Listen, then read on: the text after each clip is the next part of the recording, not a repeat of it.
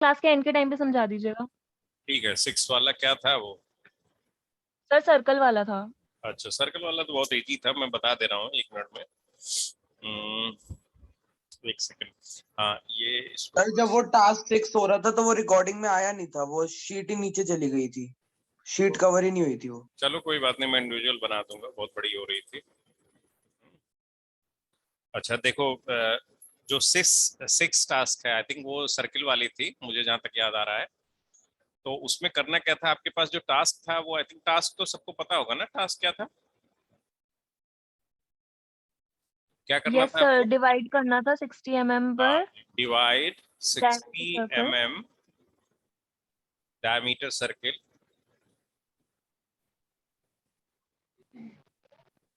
Into 12 part. 1 second. हाँ sir. हाँ मैं बस, मेरी क्लास चल रही सर, क्लास के बाद कर दूँ? ठीक है सर। तो ये है circle into 12 equal parts. Equal parts इसमें करने थे आपको, ठीक है। अब इसको बनाने के लिए आपको क्या करना था कि हमें सिंपल सा एक सर्किल ड्रॉ करना था। उसका सेंटर मान लो ओ, मान लो आप, उसका सेंटर ओ है। और 60 mm डायमीटर है, तो अब इसलिए इसका रेडियस कितना होगा? रेडियस कितना होगा? 30 mm। 30 mm का रेडियस होगा एक, मान लो सपोज करो आपने ऐसे वो कर लिया। फिर आप क्या करो कि इसको ड्राफ्टर की हेल्प से ना, इसके डायगोनली इसको डिवाइड कर दो। एक हॉरिजॉन्टल डायगोनल इसका क्रिएट करो और एक वर्टिकल डायगोनल क्रिएट करिए। ये तो आप डायगोनल के हिसाब से कर लोगे, क्योंकि 90 डिग्री पे दोनों होंगे, ठीक है। 90 डिग्री पे दोनों होंगे, इनके नाम रख दो 1, 2 रख दो, 3 रख दो, यहाँ पे 4 कर दो। ये पॉइंट्स हो गए, जहाँ पे एक कट कर रहे हैं सर्किल को, उनके पॉइंट्स को नाम कर दो। 1 2 3 4 कर दिया आपने, ठीक है। अब आपको क्या करना, ये डायगोनल परपेंडिकुलर है एक दूसरे के, यानी हॉरिजॉन्टल डायगोनल है और एक वर्टिकल डायगोनल है। ये सेंटर पे ही कट करेंगे, इतना तो आई थिंक सभी को क्लियर होगा चीजें। अब करना क्या है आपको, आपको सर्किल का जो रेडियस है उसको अपना एक आर्क का रेडियस बनाइए अपने, यानी अपना जो भी आपके पास कैंपस है उसको लीजिए और उसमें जो है फिक्स करिए रेडियस को। उसकी जो रेडियस है उसका, उसकी लेंथ को आप अपने पे उस पे मार्क करिए या उसे फिक्स कर लीजिए उस पे।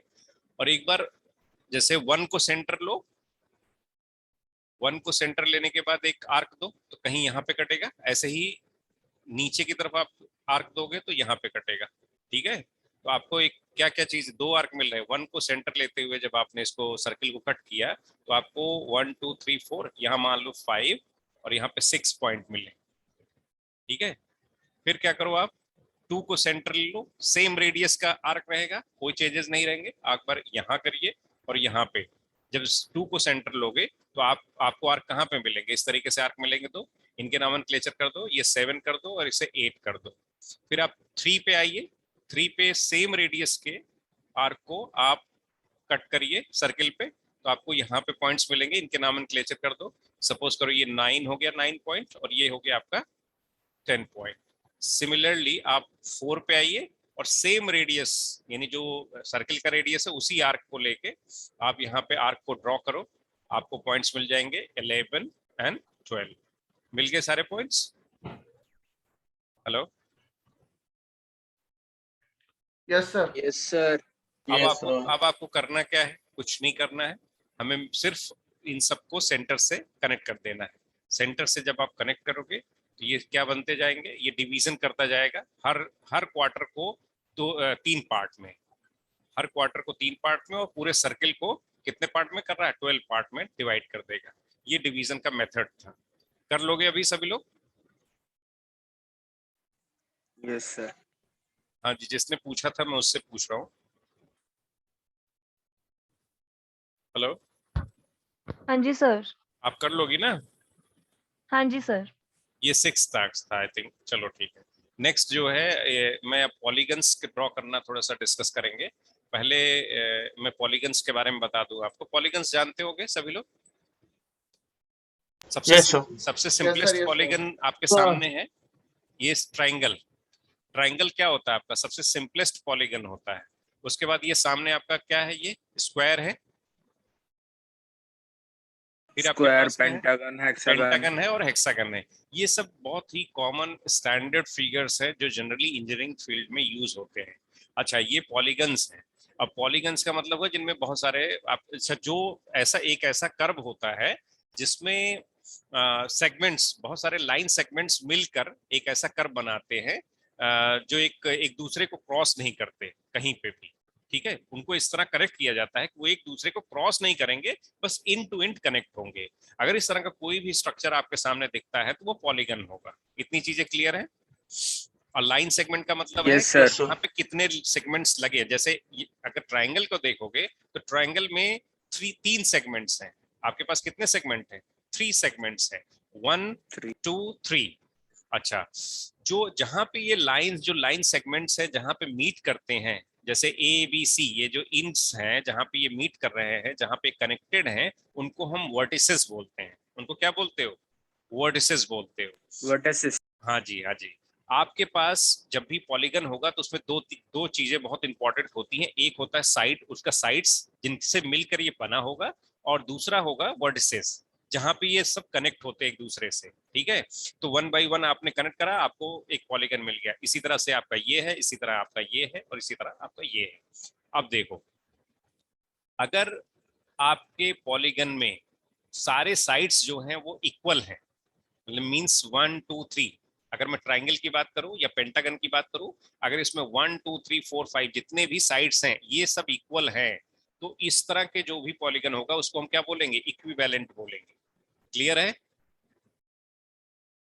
Yes, sir. इनकी लेंथ अगर सब जगह सेम है, हर हर पॉलीगन में आपको each and every polygon has same length of sides, then you may call it as a equivalent polygon. और अगर उनके एंगल्स भी सेम है, यानी इंटीरियर एंगल, एंगल कौन सी बात की कर रहा हूं मैं? इंटीरियर एंगल, ये वाला एंगल, ये वाले एंगल भी अगर सेम है तो उनको हम बोलेंगे इक्वी एंगुलर। क्या बोलोगे आप? Equi angular. क्लियर है? फिर उसके बाद देखो, अगर आपको ये दोनों जो कंडीशन मैंने अभी आपको बताई कि अगर साइड्स भी इक्वल हों और उनके एंगल, इंटीरियर एंगल इक्वल हैं, और इन दोनों को सेटिस्फाई कर रहा है कोई भी पॉलीगन, तो उसको हम बोलेंगे रेगुलर पॉलीगन। क्या बोलोगे आप? Regular regular polygon. पॉलीगन। ध्यान रखना, जब भी वर्ड्स आए रेगुलर पॉलीगन तो इसका मतलब ये है कि उसके साइड्स इक्वल हैं और उनके इंटीरियर एंगल भी इक्वल है, इसलिए रेगुलर पॉलीगन बोला जाए तो आप समझ लेना कि वो एक यूनिफॉर्मली आई थिंक स्ट्रक्चर है, यूनिफॉर्म स्ट्रक्चर है जिसमें उसके साइड से इक्वल होंगे और एंगल भी इक्वल होंगे। एंगल कौन से? Internal angle. क्लियर? ठीक है, तो जब आपके दो ये कंडीशन सेटिस्फाई हो जाते हैं उनको हम रेगुलर पॉलीगन बोलते हैं। अब थोड़ा सा एक चीज और देख लो कि जब भी हमें पॉलीगन बनाना होगा ना तो हमें एंगल्स की जरूरत पड़ेगी। एंगल्स कौन कौन से एंगल्स के? या तो ये इंटरनल या तो फिर आपके एक्सटर्नल। इंटरनल एंगल्स को निकालने का जो फार्मूला है मैंने यहाँ पे लिख रखा है, आप देखो n-2 upon n into 180 degree. इसमें n क्या है? नंबर ऑफ साइड्स को रिप्रेजेंट करता है। क्लियर है इतनी चीजें? n क्या है? नंबर ऑफ साइड्स को रिप्रेजेंट करता है। तो यानी कि अगर आपकी साइड्स 3 है तो यहाँ पे 3 की वैल्यू रखिए और आपको इंटरनल एंगल पता चल जाएगा क्या होगा। ये जैसे एग्जांपल के तौर पे नीचे मैंने एक एग्जांपल लिखा है पेंटागन। पेंटागन में इंटरनल एंगल निकालनी है तो मैं क्या रखूंगा? n की जगह पे क्या रखोगे भाई? हेलो? 5 रखोगे। 5 n की जगह पे 5 रखा आपने, फार्मूले में 2 है, -2 है, अपॉन 5 करोगे तो आपके पास जो एंगल निकल के आ रहा है 108 डिग्री। इसका मतलब ये हुआ कि जो मेरा पेंटागन है, पेंटागन कैसे बनता है? ऐसे बनेगा, ये पेंटागन है। इसका इंटरनल एंगल कितने हैं? 108 डिग्री हो गया, यानी ये कितना है? 108 डिग्री। ये कितने हो जाएंगे? 108 डिग्री। सिमिलरली 108 डिग्री, 108 डिग्री, यानी इंटरनल एंगल आप इस तरीके से निकाल सकते हो। कोई सा भी आपके पास पॉलीगन आता है, रेगुलर पॉलीगन है, simply put the number of sides into the formula and you will get the internal angle. Suppose if you want to find out the value of an external angle, then formula is slightly changed and the formula may be written as in this way, in this form. Again, n represent the number of sides. So if you want to find out the external angle, then simply you have to put the number of sides into the formula and you will get the external angle.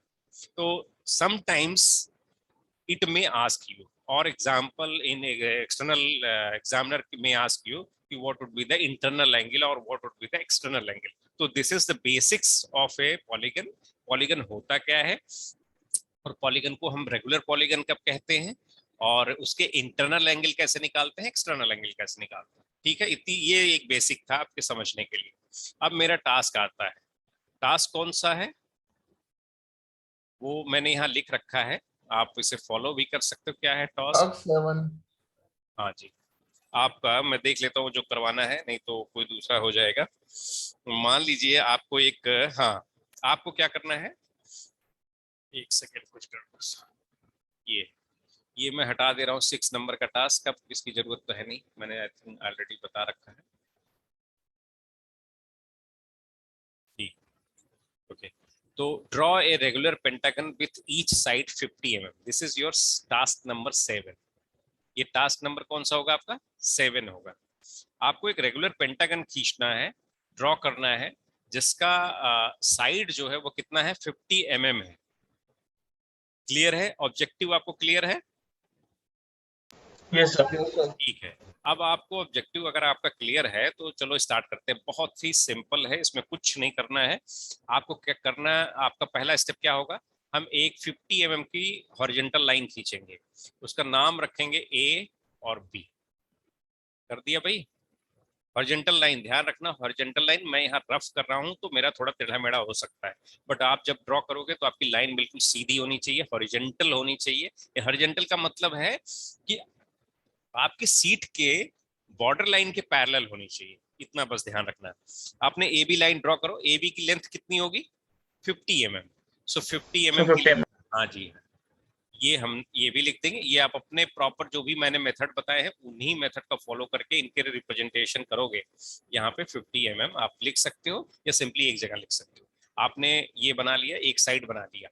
अब क्या करना है, आपको 108 degree major करोगे। अगर mini drafter आपके पास है तो 108 डिग्री वहां पे मेजर हो जाएगा आपका, क्योंकि 180 डिग्री का होता ही है वो डी, वो आपका जो है 180 डिग्री का होता है। तो आपने क्या करना है कि आपको 108 डिग्री पे मार्किंग कर लो। तो मान लो मैंने ये यहाँ पे कहीं मार्क किया और एक लाइन खींच ली बी से 108 डिग्री पे।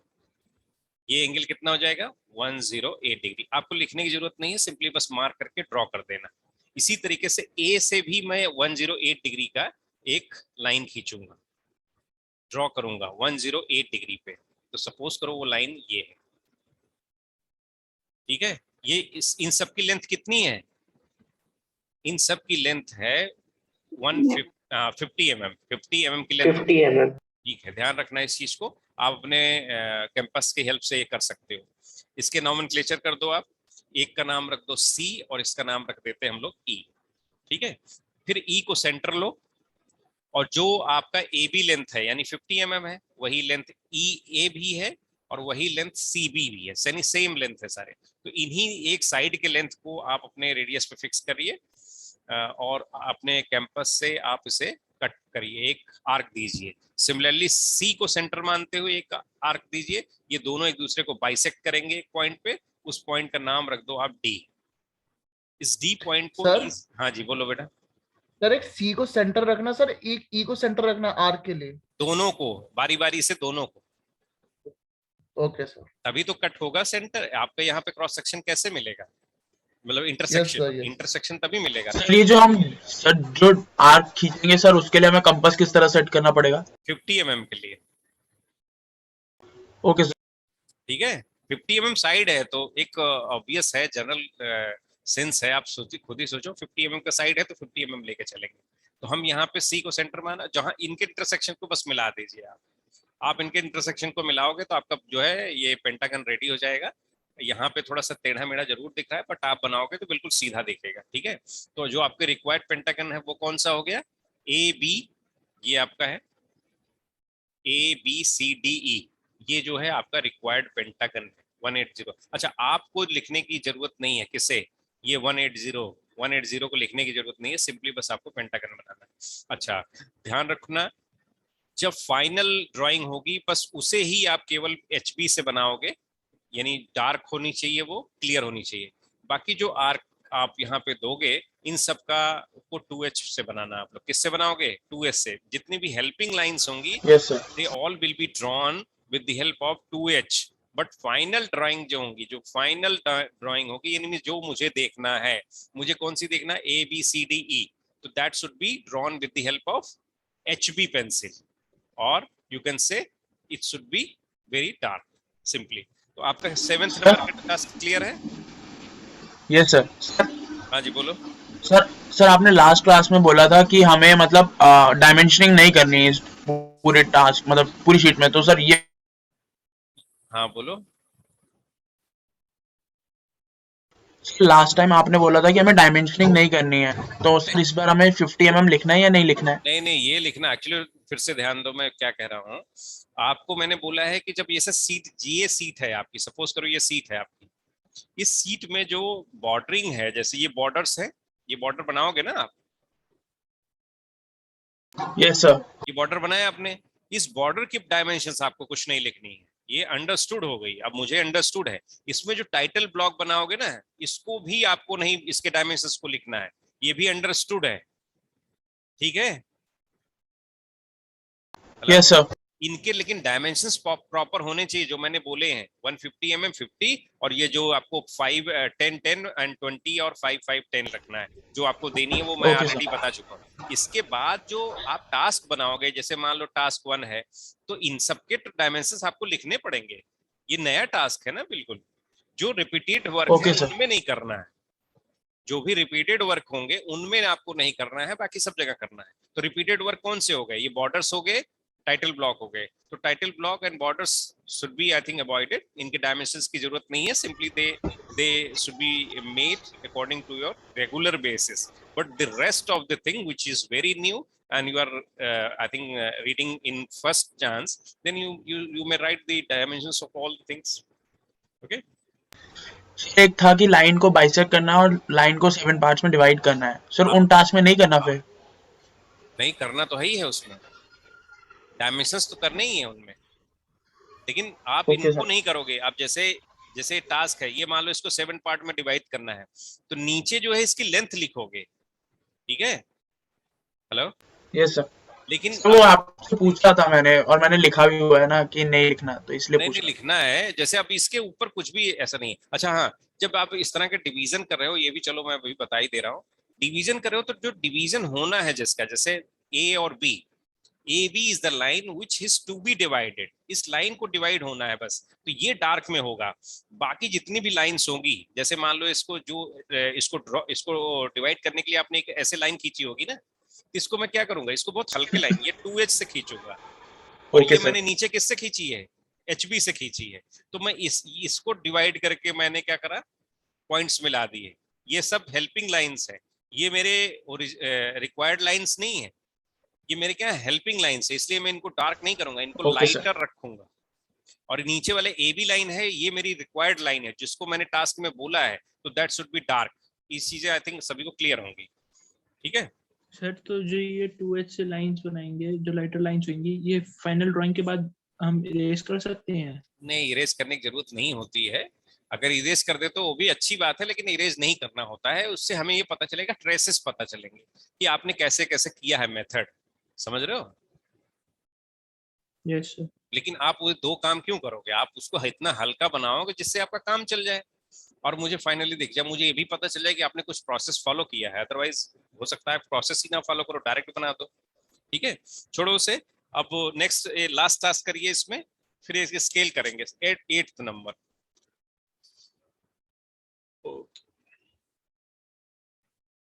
Task number 8।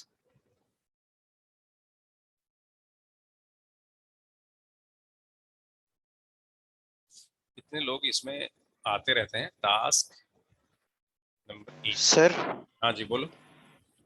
सर सारा एक शीट में ही करना होगा? हाँ हो जाएगा छोटा छोटा। क्यों, बाकी सब हमें तो नहीं लगता एक लाइन 2-3 लाइन में ही तो आपकी वो हो जाएंगी, डिवीजन हो जाएगा और सारी चीजें हो जाएंगी। नहीं होता है तो बैक साइड में बना देना अपने सीट के, ठीक है।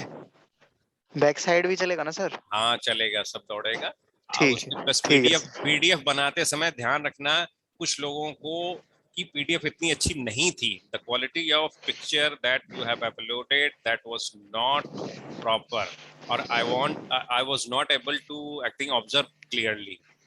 तो ध्यान रखना इस चीज को कि थोड़ा बढ़िया आप स्कैनर यूज करो, कोई भी आपके पास मोबाइल में होगा स्कैनर होगा, उसका इस्तेमाल करिए, और उस स्कैनर से ना काफी अच्छी ब्राइट पिक्चर्स आती हैं, और उनको अच्छा प्रॉपर तरीके से स्कैन करने की कोशिश करो। ऐसा नहीं पूरा बेड का भी पिक्चर आ जा रही है, कुछ लोग तो पूरा बेड का पिक्चर दे दिए हैं जहां पे रख के उन्होंने फोटो खींचा है, फूल पत्तियां मुझे दिख रही हैं। तो आप कोशिश करिए कि सिर्फ आपकी सीट का आना चाहिए, वो आप क्रॉप कर सकते हो, आपके पास ऑप्शंस होते हैं, ठीक है। थोड़ा सा आप लोग कंप्यूटर साइंस के हो तो ये सब टूल्स में काफी अच्छे होने चाहिए आपको, ये सब टूल्स आप बहुत आसानी से सीख सकते हो, कर सकते हो। अच्छा चलो ठीक है, नेक्स्ट क्वेश्चन, नेक्स्ट टास्क जो है वो मैं आपको बताता हूं। आपको करना क्या है, ड्रॉ, ये क्या बन गया भाई, चलो जीरो बन रहा है बार बार।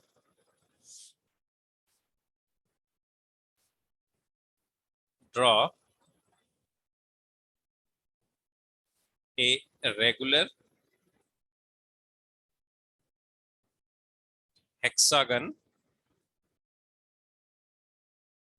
with each side 50 mm, ठीक है, क्लियर है? Yes sir. पास क्लियर है, ठीक है।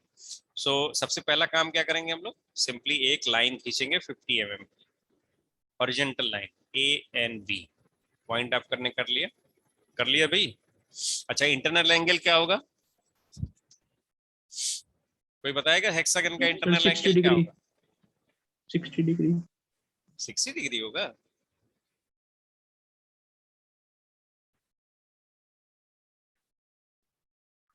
Sir 60 degree. क्लियर हो? Yes sir. एक बार अपने रेगुलर हेक्सागन का होगा सर। हाँ तो यहाँ पे रखिए आप फार्मूले में 6 - 2 अपॉन 6, 4/6 इंटू 180 कितना आ रहा है? 120 डिग्री। 120 डिग्री। देखने से ही लग रहा है हेक्सागन में 120 आएगा, आप 60 डिग्री कैसे कह सकते थे? ऐसे ही पूछेंगे एग्जामिनर और आप गलत कर सकते हो, ठीक है। तो आपके जो इंटरनल एंगल है यानी थीटा आई, सर कुछ बच्चे वेटिंग रूम में सर। मुझे कंटिन्यूअसली मैं क्लिक कर रहा हूँ, कोई ना कोई पॉपअप हो ही रहा है पूरे स्क्रीन पे, थोड़ा एक बार आके भाई रुक जाओ यहीं पे कुछ देर, फिर उसके बाद बार बार मैसेज आ रहा मुझे, ठीक है। तो थीटा आई माने इंटरनल एंगल हमने निकाला है, that is coming as 120 degree, okay. ये चीज आपके पास इंपॉर्टेंट इंफॉर्मेशन है यहाँ। अब आपको क्या करना है, देखो इसमें एक मेथड है, सिंपली कुछ नहीं करना है। एक तो ये है कि आप 120 डिग्री पे सब लाइंस को खींचते चले जाओ, आपकी बन सकती है। और एक इजी मेथड ये है कि हम ए और बी इन दोनों जगह से एक बार 160 डिग्री पे, चलिए मैं ड्रॉ करता हूं, ए से मैं एक 60 डिग्री पे लाइन खींच रहा हूं, ठीक है। ए से मैं एक 60 डिग्री पे एक लाइन खींच रहा हूं, सपोज करो वो लाइन ये, इस लाइन को मैं नाम दे दे रहा हूं 1, यानी इस पूरी लाइन को हम कहेंगे A1, ठीक है। इसी तरह ए से ही हम 120 डिग्री पे, ये कितना है, ये 60 डिग्री है।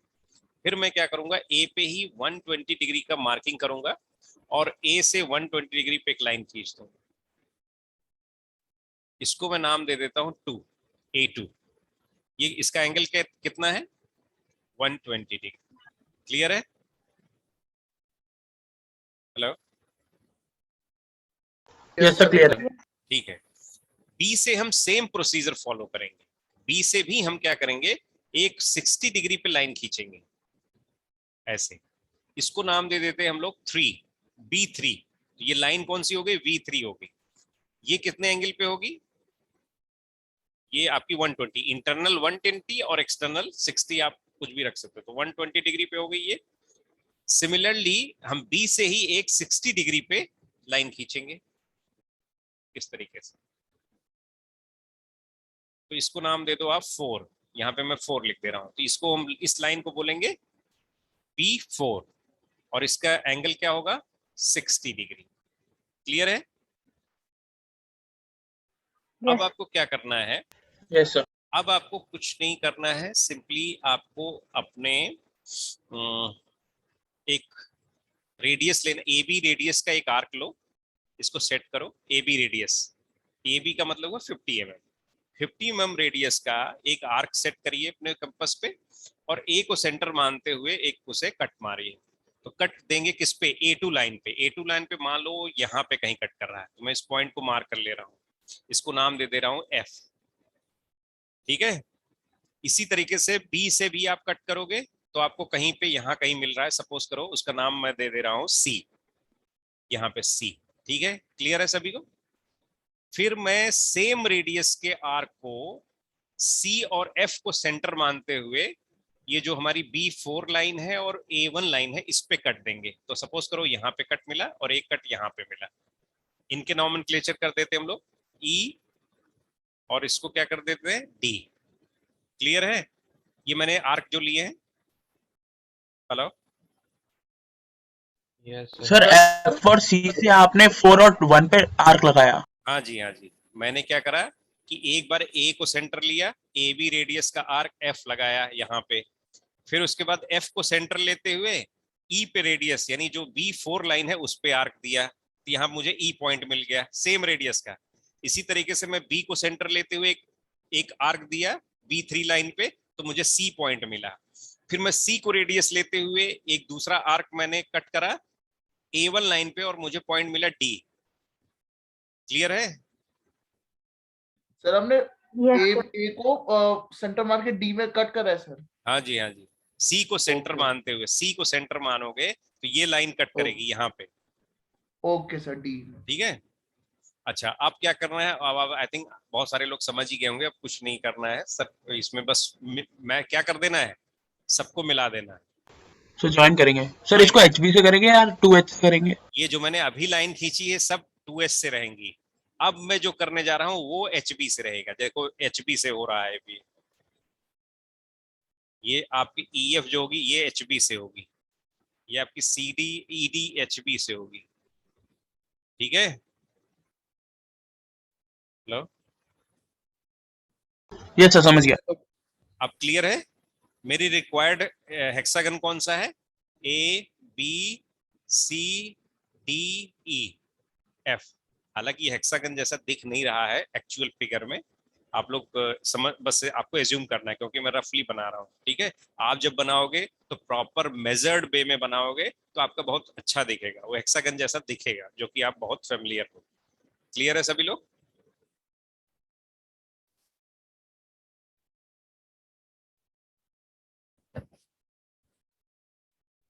आगे बढ़ता हूं मैं लास्ट टास्क पे। स्केल्स जानते हो? स्केल्स? यस सर, क्लियर है। चलो स्केल्स पे आते हैं हम लोग। Task number 9, scales. ये इसका पार्ट है, बट अभी टास्क मैं लिख देता हूँ यहाँ पे, ये मींस ये हेडिंग है, थोड़ा सा मैं समझा देता हूँ पहले, फिर टास्क लिखता हूँ। आपको स्केल्स के बारे में पता है? क्या होता है स्केल्स? कोई बताएगा थोड़ा बहुत? सर जैसे टेम्परेचर्स के होते हैं सर स्केल्स, सेल्सियस, केल्विन। हाँ जी, जो आप अपने यूज करते हो, जैसे वो थर्मोडायनेमिक स्केल्स हो गए, थर्मोडायनेमिक मेजरमेंट है, टेम्परेचर के लिए करते हैं। इसी तरह जो हम अपने स्केल्स यूज करते हो यार, नॉर्मली मीटर हुआ, ये फुट के हुए, आप नहीं मेजर करते हो, फुट हुआ, किलोमीटर हुआ। सर मीटर, फुट, हाँ ये सब किलोमीटर, मीटर, ये सारी चीजें क्या है? ये सब स्केल्स के ही यूनिट्स हैं। सर किसी ज्यादा बड़े उसका मतलब मेजरमेंट का रिप्रेजेंटेशन छोटे में करे तो स्केल्स होता है, हाँ जी, हाँ जी, जैसे सर बिल्कुल 1 सही। Centimetre is equal to 1 kilometre या सही है, इस सही बात। तरीके से। अब देखो होता क्या है ना बेटा, मेरे पास जो सीट होती है, हमारी जो सीट होती है वो कितनी बड़ी होती है, इतनी बड़ी, मान लो एग्जाम्पल के तौर पे ये सीट है, और आपके पास बोला गया है कि आप जो है ना एक बहुत बड़े प्लेन का या बहुत बड़े बिल्डिंग का, मान लो कोई बहुत बड़ी बिल्डिंग ये है, इस बिल्डिंग को आप क्या करो, रिप्रेजेंट करो कहाँ पे, अपने सीट में, इस सीट में। तो ये बिल्डिंग तो देखने से ही लग रही है ना कि मेरी सीट से बड़ी है, तो मुझे इसको स्केल डाउन करना पड़ेगा। क्या करना पड़ेगा? स्केल डाउन करना पड़ेगा, इसको छोटा दिखाना पड़ेगा। और मान लो कोई बहुत छोटी चीज है, मान लो माइक्रो ऑर्गेनिज्म है, कोई छोटा सा एक कीड़ा टाइप का है या माइक्रो ऑर्गेनिज्म है, और आपसे बोला जा रहा है कि इसको स्केल करो, इसको बनाना, इसको यहाँ पे बनाओगे तो बहुत छोटा सा दिखेगा, अनकंफर्टेबल होगा, ह्यूमन आई के लिए देखना इजी नहीं हो, तो हम इसको स्केल अप करेंगे, इसको यहाँ छोटा है तो हम यहाँ इसे बड़ा बना के दिखाएंगे कि ये इतना बड़ा है, इसको समझने के लिए। तो अल्टीमेटली कर क्या रहे हो, स्केल अप कर रहे हो या स्केल डाउन कर रहे हो, यानी उनके रेशियोज को बढ़ाओगे, इनके डायमेंशनल रेशियोज को बढ़ाओगे। ठीक है, तो हमें क्या करना होता है, जैसे अभी जिस बच्चे ने बताया, बहुत अच्छा बताया है कि आप तो बड़ी चीजों को छोटा दिखाने के लिए और छोटी चीजों को बहुत, मतलब बहुत छोटी चीजों को एक प्रॉपर वे में बड़ा दिखाने के लिए हम स्केल्स का इस्तेमाल करते हैं। तो स्केल्स हमारी यही करती हैं कि बहुत बड़े बड़े डिस्टेंसेस को अपने ग्राफिक सीट पे या इंजीनियरिंग ड्राइंग में हम उसे एक प्रॉपर रेशियो में दिखा सकते हैं। जो प्रॉपर रेशियो मेंटेन करना है वो स्केल करता है। यही एक आई थिंक इसको आप प्रैक्टिकल वे में समझ सकते हो। ठीक है, अब क्या होता है, स्केल्स का यहाँ पे आपके कोर्स में है, छोटा सा एक पार्ट है, उसको बनाना है। बनाना इन द सेंस कि आपको स्केल बनाना सीखेंगे हम लोग, कैसे स्केल बनाते हैं। ठीक है, स्केल बनाने के लिए आई थिंक टास्क बहुत ज्यादा हो गया है, लेकिन मैं आपको एक स्केल दूंगा बनाने के लिए, बहुत सिंपल सा है। अगर कहोगे तो मैं आगे भी बता दूंगा। देखो, इस स्केल को बनाने के लिए सबसे पहले तो ये समझना है कि हमें एक टर्म यूज होता है RF। एक टर्म है, उसका नाम होता है representative fraction. Representative fraction, normally इसको RF से डिनोट करते हैं ड्राइंग में। ठीक है, RF की जो वैल्यू होती है वो, उसको कैसे हम डिफाइन करते हैं, उसको हम ये बोलते हैं कि length of the object in a drawing. मान लो length of an object in a drawing upon actual length of object. ये चीज समझ रहे हो? Yes sir. यानी अगर मुझे स्केल बनाना होगा, यानी जो हमें स्केल दिखाएंगे हम अपनी ड्राइंग सीट में जो दिखाएंगे, वहां पे मुझे निकालना होगा। मान लो अगर मुझे कोई ऑब्जेक्ट है, मान लीजिए यही है, एक बिल्डिंग है, इसकी लेंथ जो है कुछ दी हुई है, इस लेंथ को मुझे अपने ड्राइंग सीट में दिखाना है, तो उसकी लेंथ कितनी होगी? तो उसकी लेंथ दिखाने के लिए हम लिखेंगे लेंथ ऑफ, इसी को बस क्या करते रहो, यहाँ मल्टीप्लाई करते रहो RF में। तो length of an object in drawing is equal to क्या हो जाएगा, RF multiplied with actual length. जो भी एक्चुअल लेंथ है उससे मल्टीप्लाई कर दोगे, तो ड्राइंग सीट पे क्या आपको लेना है, यानी ड्राइंग सीट पे जो आपको लेंथ लेनी है वो निकल के आ जाती है। तो ये एक इंपॉर्टेंट फार्मूला है, आपको याद रखना चाहिए। अगर आपसे पूछे कोई रिप्रेजेंटेटिव फ्रैक्शन क्या है, तो यही स्केल होता है, एक तरीके से यही बताता है कि आपको कितना छोटा करना है, कितना बड़ा करना है। क्लियर है ये चीज? अगर आपसे कोई रिप्रेजेंटेटिव फ्रैक्शन पूछे क्या होता है, तो आप बताओगे भाई कि it is ratio of length of the object in drawing sheet upon actual length of the object. मान लीजिए कोई बहुत बड़ा जैसे मान लीजिए कि यहाँ से नोएडा ग्रेटर नोएडा से नोएडा 25 किलोमीटर है, तो मुझे ड्राइंग सीट पे दिखाना है, तो 25 किलोमीटर तो ड्राइंग सीट पे नहीं दिखाऊंगा ना, मुझे छोटा दिखाना पड़ेगा ना भाई। तो एक्चुअल लेंथ कितनी है, 25 किलोमीटर है, लेकिन मैं ड्राइंग सीट पे 25 सेंटीमीटर में दिखाने की कोशिश करूंगा, तो 25 सेंटीमीटर अपॉन 25 किलोमीटर जो डिवाइड करने के बाद जो रेशियो आएगा वही रिप्रेजेंटेटिव फ्रैक्शन होता है। आई थिंक इस एग्जांपल से आप समझ गए होंगे कि रिप्रेजेंटेटिव फ्रैक्शन का मतलब क्या है। ठीक है, चलो अब आगे बढ़ते हैं हम लोग। देखो, अगर आपको आरएफ समझ में आ गया है तो आरएफ हमें पता होना चाहिए जब भी हम इस क्या ड्रॉ करेंगे, स्केल ड्रॉ करेंगे। ओके, अब आरएफ के बाद आप जो है सिर्फ एक प्लेन स्केल ड्रॉ कर लो। वैसे तो एक डायगोनल मैं सोच रहा था आपको देने के लिए, बट डायगोनल के लिए देखता हूँ अगर मेरे पास आपके परमिशन, आपके सीट में जगह होगी तो हम लोग उसे भी कर लेंगे। तो टास्क नंबर 9 को मैं फिर से लिख रहा हूँ यहीं पे, इसको हटा ही देते हैं यहाँ से। स्केल हम लोग समझ रहे थे, ठीक है। हालांकि कुछ लोगों ने बनाया भी होगा टास्क, ये स्केल कभी, टास्क नंबर 9। देखो, स्केल्स वैसे बहुत सारे तरीके के होते हैं, जैसे प्लेन स्केल हुआ, डायगोनल स्केल हुआ, वर्नियर स्केल हुआ, आइसोमेट्रिक स्केल हुआ, स्केल ऑफ कॉर्ड्स हुए, ऐसे बहुत सारे स्केल्स होते हैं। लेकिन आपके जो आपको जानना है बस आपको प्लेन स्केल और डायगोनल स्केल पता होना चाहिए क्या होती है। वर्नियर भी आप जानते ही हो थोड़े बहुत। वर्नियर जो है वो थोड़ा इम्प्रूव्ड वर्जन है इन सब मेथड्स का और बहुत एक्यूरेसी देता है किसी मेजरमेंट में। अगर आपको एक्यूरेट मेजर करना है, प्रिसाइज और एक्यूरेट मेजरमेंट करना है, तो हम वर्नियर कैलिपर्स का इस्तेमाल करते हैं। ये तो सभी जानते होंगे ना, वर्नियर कैलिपर्स का नाम सुना है सभी ने? यस सर, ये फिजिक्स सर 12th क्लास में किया था, फिजिक्स में 11th में किया था। हाँ जी, हाँ जी। तो वर्नियर भी एक, मेजरमेंट करना हाँ जी, वर्नियर भी एक मेथड है इन सब चीजों का। वर्नियर स्केल होता है उससे हम, लेकिन हम आपको वर्नियर स्केल यहाँ पे नहीं कराएंगे। सिंपल प्लेन स्केल आप समझ लो कैसे करते हैं।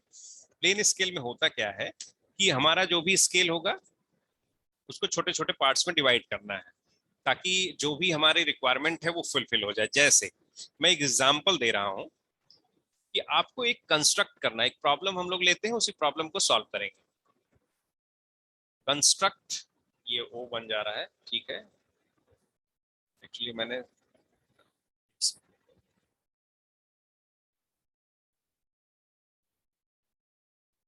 Construct a plane scale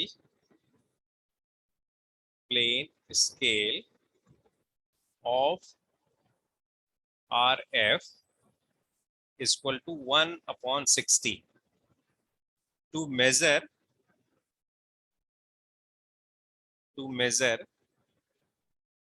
meters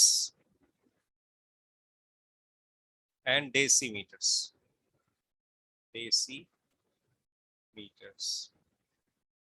Long enough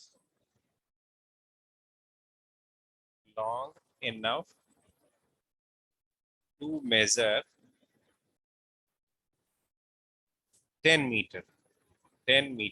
okay, 10 metre आपको मेजर करने के लिए एक स्केल बनाना है और फिर मेजर, इसी में ही मेजर ए डिस्टेंस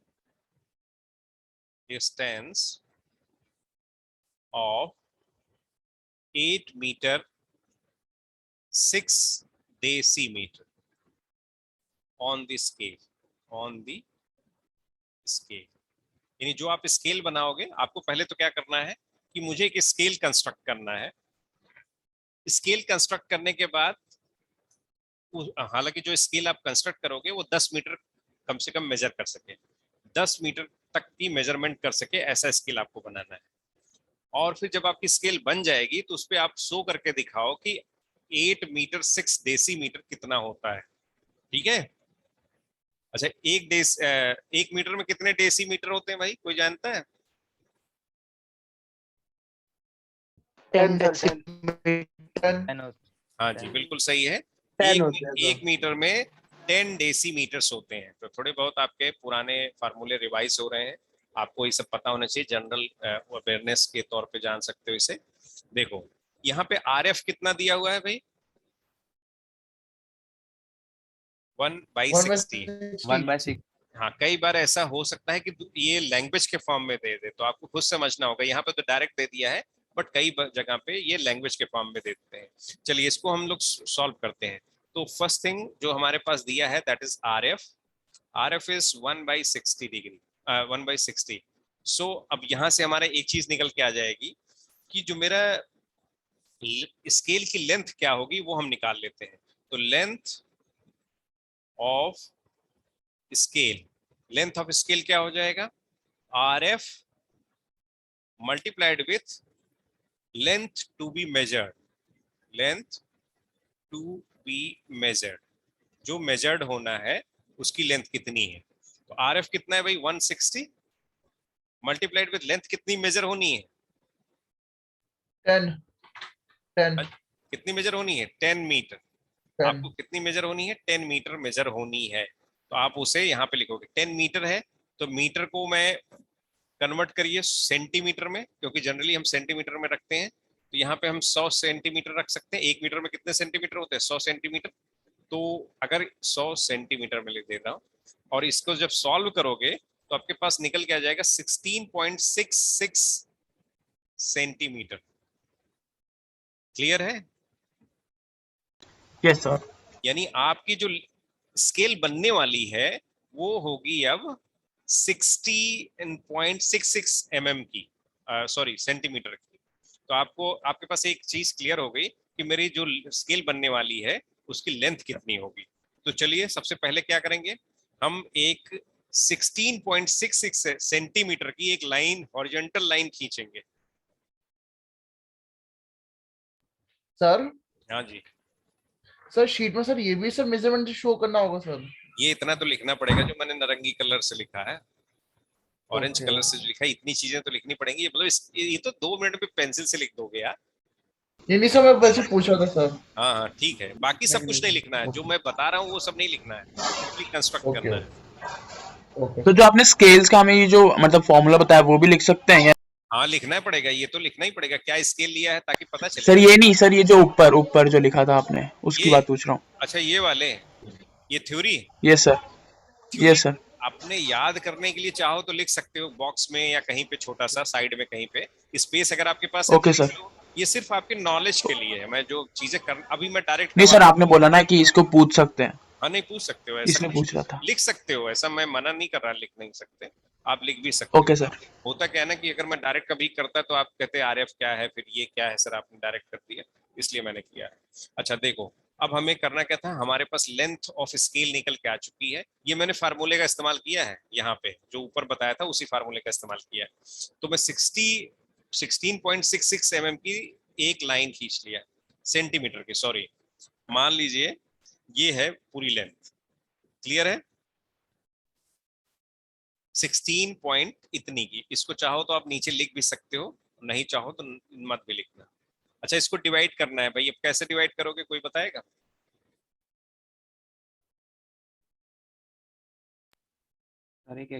इसको 10 पार्ट में डिवाइड करने हैं। 10 देखो ध्यान रखो आप, मुझे आपको सर 10, जिस तरह हमने 7 पार्ट्स में किया था वैसे ही करेंगे इसको हाँ भी। जी हाँ जी, आपको 10 मीटर दिया आर्क्स हुआ है, खींच के 10 मीटर दिया हुआ है मेजर करने के लिए, और आप कोशिश करिए इसको 10 पार्ट में डिवाइड करने के लिए। तो मैं क्या कर रहा हूँ, किसी भी एक्यूट एंगल पे मैंने एक लाइन ऐसे खींच दी।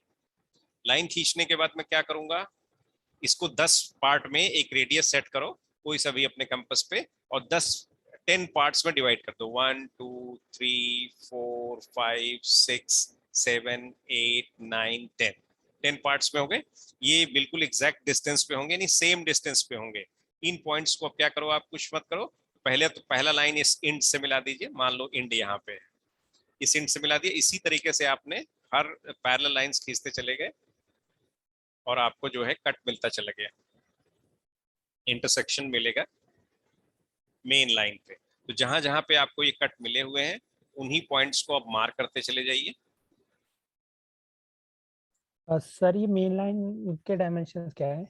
मेन लाइन के डायमेंशंस यही तो निकाला आपने, ये 16.66। अच्छा 16.66। ओके उसी को मैंने मेजर करके यहाँ लिखा, लेकिन अब मैं इसको मेजर करके 10 पार्ट में नहीं डिवाइड करूंगा। अब मैं अपना जो मेथड मुझे पता है मैं उससे डिवाइड करूंगा, ठीक है? यस। ये नहीं कि आप 16.6 को क्या किया, डिवाइड कर दिया 10 से और फिर 1.67 मीटर सेंटीमीटर का करने लगे, आपने मार्क कर लिया। तो उससे भी हो सकता है लेकिन ये उतना एक्यूरेट नहीं है, हम इस मेथड का इस्तेमाल करेंगे, ठीक है? तो आपने ये कर लिया, अब इनके नॉमेनक्लेचर कर दो। नॉमेनक्लेट करोगे तो नॉमेनक्लेट करने में एक चीज ध्यान रखना भाई, हम जहां से शुरू हुए, जैसे ए पॉइंट है ये बी पॉइंट है, हम जहां से शुरू हुए हैं उसके बाद वाली स्केल पे पहले 0 हम यहाँ रखेंगे, 0, यहाँ 1, यहाँ 2, यहाँ 3, यहाँ पे 4, यहाँ 5, 6, 7, 8, 9। ये कितने पार्ट में है? 10 पार्ट्स में है। ये लाइन सर 9 लिखना है? हाँ 9 लिखना है, ये सारे लिखने हैं पॉइंट्स। ये स्केल बना रहे हो ना आप? Yes sir, okay. ठीक है, अब देखो, चलो इतनी चीजें आपकी बन गई। अब मुझसे कहा जा रहा है 9 पार्ट में करना है या 10 में? ये भाई 10 पार्ट में ही डिवाइड है, बस 10 ही तो पार्ट है। देखो एक पार्ट ये हो गया, ये दूसरा हो गया, तीसरा हो गया, चौथा, पांचवा, छठवां, सातवां, आठवां, 9th हो गया, 10th हो गया। 10 पार्ट में है ना डिवीजन। हेलो, क्लियर है ना भाई? यस सर, यस क्लियर है। ठीक है, चलो अब हम क्या करेंगे, अब हम एक स्केल टाइप का बनाएंगे। स्केल कैसे बनाते हो आप? देखो आपके स्केल को घर में भी जो स्केल है, आप एक बॉक्स बना लो, इसके ऊपर कुछ भी एक आर्बिट्रेरी डिस्टेंस लेके एक बॉक्स टाइप का बना लो, यानी रेक्टेंगल बना लो। इसी पे रेक्टेंगल बना लोगे, और जहां पे जैसे 0 है वहां से एक वर्टिकल लाइन ऊपर खींचो, ऐसे से वर्टिकल लाइन खींच के इनके डिविजन्स बना लो। हालांकि मुझे जरूरत नहीं है, बस केवल बना दिया जा रहा है, हम लोग बना ले रहे हैं। ये फाइनल ड्राइंग्स में है। अब मुझे कहा, ये हमारा एक तरीके से क्या तैयार है, स्केल की 10 पार्ट्स तैयार है, रेडी है। अब मुझे क्या करना है, हम जो इसके एक पार्ट है ना उसको भी डिवाइड करेंगे, यानी एक डिवीजन को। अब ये एक डिवीजन कितनी दूरी को रिप्रेजेंट करेगा? 1 मीटर को, यानी यहां से लेके यहां तक जो डिस्टेंस होगी ये कितनी है, हर गैप के बीच में अब 1 मीटर को रिप्रेजेंट करेगा ये। इतनी चीज तो क्लियर है ना सभी? Okay sir. ठीक है, यस सर। अब हम 1 मीटर सर ये जो स्केल हम बनाएंगे सर, ये भी HB से बनानी है? हाँ जी, बाकी सब हेल्पिंग लाइन बनाना Okay, है, बट ये बॉर्डर लाइन जो बनाओगे, ये स्केल रेक्टेंगुलर ब्लॉक, ये HB से बनाना। ठीक है, ठीक है। अब करना क्या है भाई, अभी हमने क्या करा कि पूरे स्केल को 10 पार्ट में डिवाइड किया। अब मैं एक जो गैप है ना, जैसे यहां से 1 से लेके 0, सॉरी A से लेके 0 तक, इसको भी 10 पार्ट में डिवाइड करेंगे। कैसे डिवाइड करोगे, कोई कर सकता है?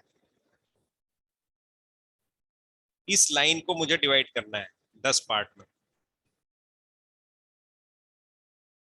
कैसे करोगे?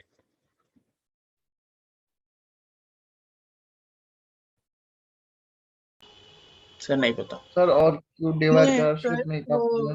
वही कैसे सेम तो मेथड यार। देखो मुझे यही यस सर, A से लेके 0 तक तो डिवाइड करना है। तुम नीचे एक ऐसे लाइन खींच दो कोई से भी, इस लाइन को पहले डिवाइड कर दो, 1 2 3 4 5 6 7 8 9 10 डिवाइड कर दिया मैंने। इस 10 को मिला लो आप 10th वाले पॉइंट को। जब आपने मिला लिया, इसके बाद स्केल से हर कट सेक्शन को इसी के पैरेलल खींचते चले जाओ, खींचते चले जा, कर सकते हो ये? सर ये किस एंगल पे लेना है? ये बस 90 डिग्री से नीचे होना चाहिए, अपने स्पेस के हिसाब से डिसाइड कर लेना। Okay sir. आपने ऐसे करोगे तो आपको डिवीजन मिल जाएगा। डिवीजन कहाँ मिलेगा? यहाँ मिलेगा। ऐसे जो जहां जहां पे ये लाइंस मिली हैं, यही तो आपके डिविजन्स होंगे।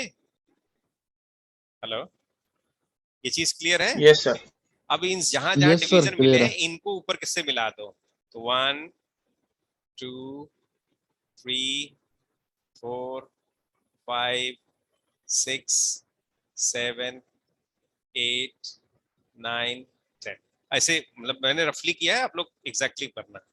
ठीक है, क्लियर है? Yes sir, yes sir. ठीक है, अब मैं थोड़ा सा स्केल को ना फाइनल ड्राइंग की तरफ ले जाता हूँ। ये मैं इसको डार्क कर दे रहा हूँ ताकि आपको पता चले कि हो क्या रहा है, किसको हम बना रहे थे। ये स्केल है जो हमने बनाया, बाकी सब हेल्पिंग लाइंस। क्लियर है? अब आपसे कहा जा रहा है, देखो यहां तक मेरा काम कंप्लीट हो गया इस पूरे का है। अब मुझसे कहा जा रहा है कि measure a distance of 8 metre 6 decimetre on scale. यहाँ पे मुझे 8 मीटर शो करना है, 8 मीटर यानी 8.6 डेसीमीटर शो करना है। इस पे कैसे शो करोगे बताओ? हमें पहले तो 8 मीटर मेजर करना है। 8 मीटर कैसे मेजर होगा? 8 खाने हमें ले लेने, 8 ब्लॉक्स ले लेने हैं। तो 1 2 3 4 5 6 7 8, यानी यहां तक जो है, यहां से लेके यहां तक जो है, ये 8 मीटर है कि नहीं? Yes sir, yes sir. यहां से लेके यहां तक जो है, ये आपका कितना हो गया? 8 मीटर हो गया। इसको मैं लिख सकता हूँ 8 मीटर। लेकिन हमें बोला गया है कि 8.6 डेसीमीटर, और मुझे पता है ऑलरेडी मैंने अपना एक जो ब्लॉक है उसको 10 पार्ट्स में डिवाइड कर रखा है, और 1 मीटर इक्वल टू क्या होता है, 10 डेसीमीटर होता है। Yes sir. Yes sir. और यहाँ ऑलरेडी आपने 1 मीटर जो है यानी ए से लेके 0 तक 10 पार्ट में डिवाइड कर रखा है, और मुझे मेजर कितना करना है, केवल 6 डेसीमीटर मेजर करना है। तो मैं यहाँ 0 से 6 खाने मेजर करूंगा, 1 2 3 4 5 6। तो 6 पॉइंट जहां मिला वहां पे आपने मार्क कर लिया और ऊपर एक्सटेंशन लाइन खींच ली, तो यहां से लेके यहां तक ये कितना हो गया, 6 डेसीमीटर। यही तो है। हेलो, सर हमको खाली A to 0 में ही मतलब स्केल्स बनाने हैं। हाँ स्केल्स ही है, A to 0 में, सब में नहीं बनाना है, क्या जरूरत है, हमारा जो रिक्वायरमेंट है केवल हम उसे फुलफिल करेंगे ना। क्लियर है? Yes sir, sir. Yes sir बस क्लियर नेक्स्ट वाला बता दो सर। सर हाँ बोलो। सर इसमें हमने 10 मीटर लॉन्ग स्केल बनाया है। 10 तो मीटर इसमें लॉन्ग अगर स्केल हमारे को बनाया है, एक्चुअली 10 मीटर मेजर करने के लिए मैंने स्केल बनाया, ये बोलो, 10 मीटर मेजर हाँ करने सर, के लिए मैंने स्केल बनाया। तो उसमें अगर हमारे को इसी स्केल में 9 मीटर 5 डेसीमीटर अगर मेजर करना होगा तो आगे तो स्पेस ही नहीं है 9 के बाद। क्यों नहीं है, आप देखो मुझे 9 दशमलव सपोज करो 9.6 मेजर करना है, तो मैं क्या करूंगा, 9 तक जाऊंगा, ये 9 हाँ पॉइंट हो सर। गया ना, यहाँ से लेके 0 से सर लेके यहाँ। 9 तो लास्ट पॉइंट आ गया हमारा, हाँ तो बी आप वाला। काउंट कर लो ना, यहाँ से यहाँ तक 9 खाने होने चाहिए ना, 1 2 3 4 5 6 7 8 9, 9 पॉइंट है ना, है कि नहीं? क्योंकि आप यह देखो नॉमेनक्लेचर ही मैंने यस 0 सर। से शुरू किया है, एक पार्ट तो तुम्हारा छूट ही रहा है ना पूरा, समझ यस रहे हो? सर। कि जिस तो बंदे सर ने, मतलब इसमें हम 9 मीटर के आगे हम मेजर कर नहीं पाएंगे स्केल नहीं में। हम 10 मीटर तक मेजर कर लेंगे, 10 मीटर के बाद नहीं मेजर कर पाएंगे, इस स्केल में हम 10 मीटर तक ही मेजर कर पाएंगे जो हमने कंस्ट्रक्ट किया है। समझ रहे ओके हो कि सर। नहीं? आपको समझ में आया कि नहीं, पहले मुझे बताओ। सर मेरे को ये नहीं समझ में आ रहा, जब लास्ट पॉइंट ही 9 मीटर पे एंड हो रहा है हमारा। आप मेरे भाई इस पे देखो, चलो मैं इसी को थोड़ा सा आपको करता हूँ, देखो आप इसको क्यों नहीं ध्यान देते, यहाँ से लेके यहाँ तक ये 10 खाने हैं पूरे, कितने डिवीजन किया था मैंने, 1 2, ये हो गए, कितने हो गए, 3 हो गए, 4 5 6 7 8 9, अब देखो 1 2 3 4 5 6 7 8 9 10, 10 डिवीजन हो रहा है कि नहीं हो रहा है? हो रहा है सर। तो 10, एक डिवीजन कितने, किसको मेजर कर रहा है, 1 मीटर को रिप्रेजेंट कर रहा है ना, यस सर। और 1 मीटर के डिवीजन कर दोगे तो वो किसको रिप्रेजेंट करेगा, डेसीमीटर को।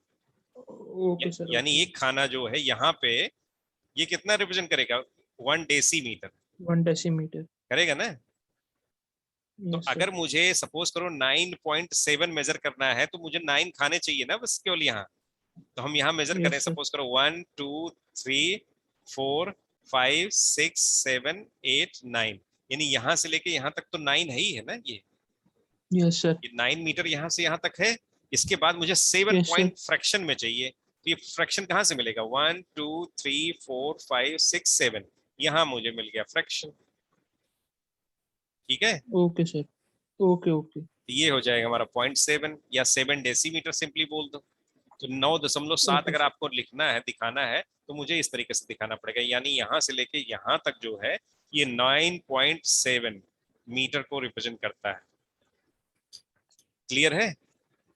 Yes sir. ठीक है, यस सर। आई थिंक आपको सभी को क्लियर है ये चीजें। सर हमें ये ब्लॉक यस की सर, clear है डायमेंशन भी सर। दिखानी है कि एक एक मीटर की है। नहीं वो सब नहीं दिखाने हैं, सिंपली एक लाइन में लिख सकते हो कि 1 ब्लॉक रिप्रेजेंट 1 मीटर, ठीक है। ओके। अब मैं हटा दे रहा हूँ, जो आपको दिखाने हैं वो मैं केवल यहाँ पे दिखाऊंगा, ये सब रफली मैंने बनाया है तो इसकी कोई जरूरत नहीं है। एक यहाँ पे दिखा सकते हो, ये जो मैं यहाँ बनाया हूँ ना, इसको एक दिखा देना ताकि क्लैरिटी रहे। अच्छा, इसको दिखाने के लिए जो आप एरो बनाओगे वो भी ध्यान रखना सभी लोग, ऐसा रहेगा। हाँ यस सर। हाँ मैंने ओपन बना दिया है, आप क्लोज्ड बनाना और एक्सटेंशन लाइन बढ़िया से खींचना है, एकदम बिल्कुल पैरेलल होना चाहिए। ऊपर जो है, ऊपर ऐसे दिखा सकते हो, कोई इशू नहीं है, ऊपर सब सही है, बाकी सब ठीक है। इतना किसी को कोई डाउट तो नहीं है? Hello? No sir. No sir, no sir. तो स्केल में डायगोनल भी करा दूं कि बस इतना ही बहुत है, हो जाएगा? अरे बस बहुत है इतना काफी है सर। सेकंड सीट के इतना लिए बहुत। नहीं, डायगोनल में क्या होगा ना, अभी तक हमने जैसे हम लोग 1 दशमलव के 1 पॉइंट तक मेजर कर रहे हैं, तो 6 जैसे मैंने अभी मेजर किया है 8.6, सॉरी हाँ 8.6 मेजर किया है। अगर आपसे कोई कहे कि 8.65 मेजर करो तब क्या करोगे? तब डायगोनल का इस्तेमाल होगा, समझे? मतलब उसका एडवांस वर्जन। क्लियर है सभी को ये चीज? Yes sir. हाँ तो वो थोड़ा और कॉम्प्लिकेटेड हो जाएगा। ये मीन्स अब इसके जो एक खाना है ना, इसको भी हम डिवाइड करेंगे 10 पार्ट में, एक एक खाने को भी। जो सिंपल एक खाना है, लेकिन वो तुम्हारे लिए नहीं जरूरत है, इतना बहुत है, इतना सफिशियंट है। तो आप लोग अब इस सेकंड सीट को कंप्लीट कर लोगे, मुझे यकीन है। और टास्क भी सभी को क्लियर है, क्या क्या टास्क आपको दिए गए हैं? सर हाँ बोलो। सर एक बार टास्क 1 to 5 थोड़ा फिर से बता दो, मतलब थोड़ा सा ब्रीफ करके। एक अब जैसे सेकंड टाइम है ना सर। देखता हूँ मेरे पास यहाँ है भी कि नहीं। Please sir, task 1 to 5। एक सेकंड, ये हमें लगता नहीं है, मैंने शायद डिलीट कर दिया था क्या उस दिन। यहाँ तो इतने टास्क तो आज जो मैंने बताया इतना तो क्लियर है ना सभी को? यस सर, एक इतना बार क्लियर है हेक्सागन सर। वाला फिर से फोर्थ बता वाला दो। तो आपने हमें खुद से करने के लिए बोला था। हाँ फोर्थ वाला तो कुछ ऐसा इशू नहीं था। चलो मैं नीचे ही आपके बता दे रहा हूँ सर एक एक बार हेक्सागन वाला फिर से बता दो। सेकंड वाला कहाँ था, ये था ना? चलो मैं बता रहा हूँ, मैं ही रफ में बना दे रहा हूँ, देखो। हाँ जी सर, 8 वाला। आपको कुछ नहीं करना है, आप क्या करो, पहले 50 mm की एक लाइन खींचो, ऐसे खींच ली आपने? Yes sir. ए बी नाम दे दो, ए को सेंटर लो और यहाँ से 60 डिग्री पे एक लाइन खींच दो। 60 डिग्री पे लाइन तो खींच लोगे ना भाई मेरे? इसको नाम दे दो यस सर। A1। फिर ए से ही 120 डिग्री पे यानी 120 डिग्री पे एक लाइन खींच दो। ये सपोज करो 120 डिग्री हो गई, ये लाइन मान लो ओके सर। A2 हो गई। इतनी खींच लोगे? Yes sir. फिर ए को ही सेंटर ले लेना, ठीक है, और 50 mm का आर्क दे देना। किस पे? इसी पे। चलो उसको बाद में करते, पहले यहाँ पे बी पे आ जाओ, सेम चीज बी पे करो। बी पे यहाँ पे ये बी पे 60 डिग्री पे एक लाइन खींचिए। ये 60 डिग्री पे लाइन खींच सकते हो आप? Yes sir. बी से ही फिर 120 डिग्री पे, मान लो यहाँ 120 डिग्री आ रहा है इस पॉइंट पे, 120 डिग्री पे एक लाइन खींच दो, ऐसे खींच दिया आपने। Yes sir. फिर आप क्या करो, आप जो है 50 mm का रेडियस का आर्क लीजिए, ए को सेंटर मानिए और कट दीजिए। फिर सेम रेडियस का ही बी को सेंटर मानते हुए इस पे कट दीजिए। ये दोनों कट मिल गए आपको? Yes sir. इसका नाम कर दो ए बी सी, मान लो इसको सी मान लो, इसको डी मान लो, कर लिया आपने। फिर आप ओके सी सर। को सेंटर लो और डी को सेंटर लो बारी बारी से। तो सी को सेंटर लोगे, सेम रेडियस का एक कट मारो इस पे, और डी को सेंटर लेते हुए आप सेम रेडियस का एक कट मारोगे तो ये यहाँ पे कहीं कटेगा। कट गया? Okay sir. इसका नाम रख दो, यस। इसका नाम रख दो ई, और यहाँ पे रख दो एफ। बन गया भाई? अब आपको कुछ ओके नहीं सर। करना है, आपको जो है इन लाइन सबको अटैच कर देना है, A B C D D F D E F C और फिर ये ए। बन गया? अरे ये ओके देखो सर। बढ़िया बन गया, तो खुद से ही बन गया मतलब ये आपको समझ में आया कि नहीं? Yes sir. ठीक है, आपका ऐसा बनना चाहिए जैसा बना है, ध्यान रखना। जितने लोग बनाओगे वो ऐसा दिखना चाहिए। हमारा तो रफ में बना रहा हूँ इसलिए ये चीज बिल्कुल ऐसा दिखना चाहिए, हेक्सागन जैसा। इतनी चीजें आई थिंक सभी को क्लियर होंगी। और भी टास्क जो हैं ये अब हटेगा नहीं, मैं इसको यहाँ से रिमूव नहीं करूंगा। हेक्सागन आप सभी को क्लियर। नेक्स्ट जो है प्रीवियस टास्क जो है पता नहीं, मुझे याद भी नहीं कहाँ पे रखा था, कहीं पे बनाया तो था यार उस दिन। क्या सर था? मैंने मतलब एसएस ले रखा था, उन सब का बता सकता हूँ। अच्छा अच्छा, क्या क्या था? मैं चलो मैं देख ले रहा हूँ, मेरे बुक में कहीं तो लिखा ही है। देखो, हाँ, जिसको नहीं पता था मैं बता दे रहा हूँ, रफली बताता जा रहा हूँ क्या क्या करना है आपको। टास्क नंबर 1 जो था, रिपीट करवा रहे हो आप लोग मुझे, ठीक है कोई बात नहीं। टास्क 1, प्लीज मैं कर दो रिपीट। टास्क 1 क्या था? To bisect and 100 metre 100 mm line था। mm लॉन्ग लाइन, इसको AB, एक लॉन्ग लाइन AB है, उसको बाइसेक्ट करना है। सर आपने वीडियो भेजी तो थी। हाँ वीडियो भेजी तो होगी, देख लेना यार उसी में, ठीक है।